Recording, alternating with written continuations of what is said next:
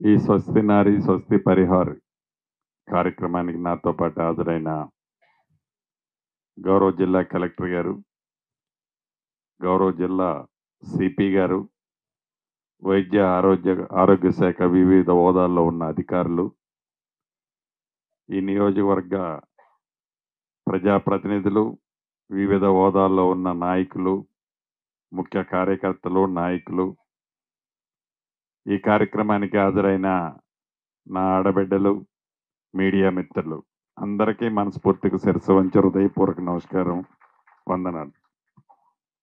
ముందుగా నా పాలేరు నియోజకవర్గం నుండి తెలంగాణ రాష్ట్ర ప్రభుత్వ పక్షాన మోదీ గారికి జన్మదిన శుభాకాంక్షలు తెలియజేస్తున్నాను. సంతోషం. ఈ రాష్ట్ర ప్రభుత్వం గౌరవ ముఖ్యమంత్రి రేవంత్ రెడ్డి గారి నాయకత్వంలో ఆడబిడ్డలకి అన్ని రకాలుగా అండదండలుగా ఉంటూ వారి అభివృద్ధి అన్ని రకాలుగా ఉండాలని, వారి ఆరోగ్యం విషయంలో, వారి ఆరోగ్య భద్రత విషయంలో రాష్ట్ర ప్రభుత్వం చేపట్టాల్సిన అన్ని కార్యక్రమాలు ఇప్పటికే చాలా చేపట్టాం. వాటితో పాటు ఈ రాబోయే 15 రోజులు కేంద్ర ప్రభుత్వం ఏదైతే ఒక కార్యక్రమాన్ని, బృహత్తరమైన కార్యక్రమాన్ని చేపట్టాలని తలంచిందో, గౌరవ ప్రధానమంత్రి గారి ఆలోచనలకు అనుగుణంగా ఈ రాష్ట్ర ప్రభుత్వం కూడా ఏదైతే ఇప్పటిదాకా ఆడబిడ్డలకి ఎక్కడ ఇబ్బంది, బాధ, కష్టమో తెలియకుండా ఉండే విధంగా ఉన్న దాంట్లో ఈ రాష్ట్ర ప్రభుత్వం ఆదుకుంటుందో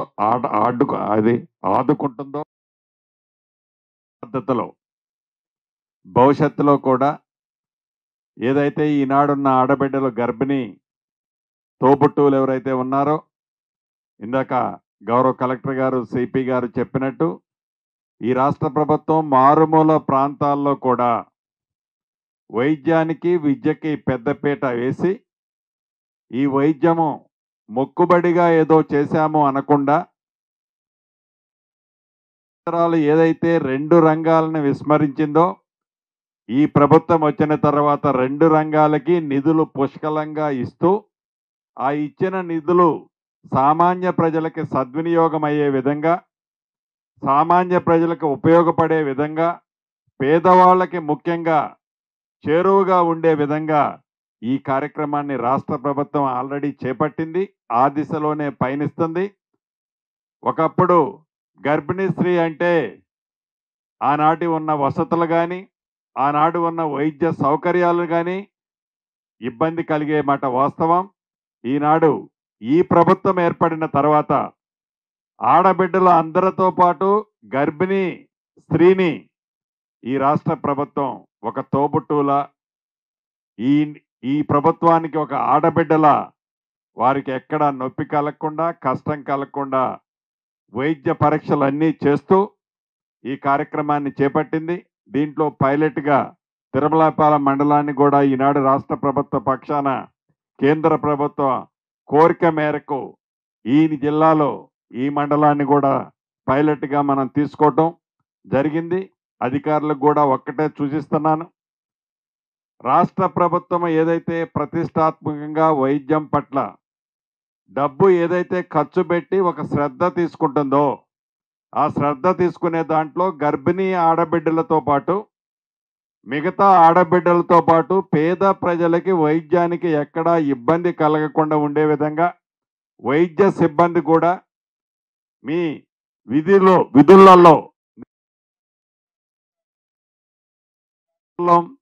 1వ తారీఖు నాడు మాకు శాలరీ వస్తుంది, వైద్యం చేసినా చేయకపోయినా వస్తుంది అనే విధంగా కాకుండా, దూర ప్రాంతాల నుంచి ఉదయం బయలుదేరి ఇక్కడికి వచ్చేసరికి 11ంటికి వచ్చి మళ్ళా 12ంటికి టైం చూసుకోవాలి, మళ్ళీ బ్యాక్ పోకుండా వచ్చిన పేషెంట్లకు అందుబాటులో ఉండే విధంగా, వచ్చిన పేషెంట్లకి మెరుగైన వైద్యం ఇచ్చే ఆలోచనతో మీ సర్వీస్ ఉండాలని కూడా మనస్ఫూర్తిగా నేను మరీ కోరుకుంటూ, కేంద్ర ప్రభుత్వం చేపట్టిన ఈ కార్యక్రమం రాష్ట్ర ప్రభుత్వం ఆల్రెడీ ఏదో 15 రోజుల కార్యక్రమంలాగా కాకుండా ఈ ప్రభుత్వం వచ్చిన లగాయతు ఆల్రెడీ టేక్ ఓవర్ చేసింది.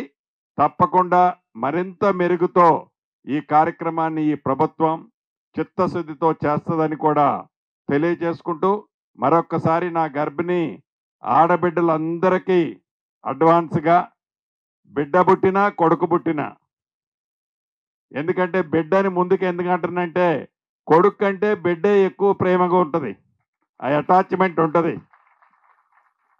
నేను ఎక్కడికైనా వెళ్ళి వాళ్ళ ఇంట్లో నీకు ఎంతమంది పిల్లలక్క అని అడుగుతా, ఏముందిలే అన్నా నాకు 2 ఆడపిల్లలు అనేది ముఖం ఎట్లా పెట్టుద్ది నా చెల్లెమ్మ. ఏంద్రా నీకు వచ్చిన కష్టం ఏంటి అంటే, ఆడపిల్లలు కదా అన్నట్టు. ఆడపిల్ల అంటే ఇంటికి లక్ష్మి, మహాలక్ష్మి.